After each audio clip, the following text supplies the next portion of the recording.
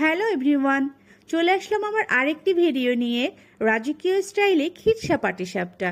তো দেখো এটা কিভাবে অতি সহজে ঝটপট বানানো যায় সেটা দেখিয়ে দিচ্ছি।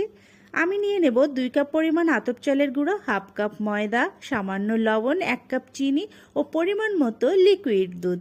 এখানে দুধটাকে একটু একটু করে মিশিয়ে নেব, যাতে বেশি পাতলাও হয়ে না যায় আর বেশি ঘনও না হয়। ঢেকে রেখে দেব এক সাইডে। এরপরে যাব খিরসার কাছে। খিরসার জন্য নিয়ে নেব 1 কাপ পরিমাণে গুঁড়া দুধ, 2 কাপ লিকুইড দুধ, সামান্য লবণ, হাফ কাপ চিনি ও 3 টেবিল চামচ সুজি।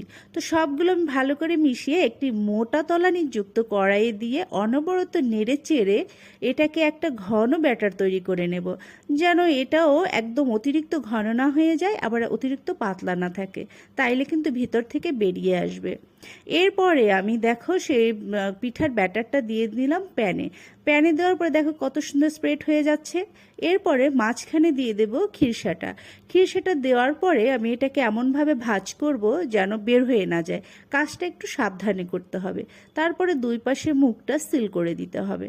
তো হয়ে গেল দেখো আমার এত সুন্দর অতি লোভনীয় খিরসা পাটিসাপটা। তোমাদের কাছে কেমন লাগলো আমাকে জানিও কিন্তু। আর কে কোথা থেকে দেখছো অবশ্যই কমেন্ট করে জানাবে।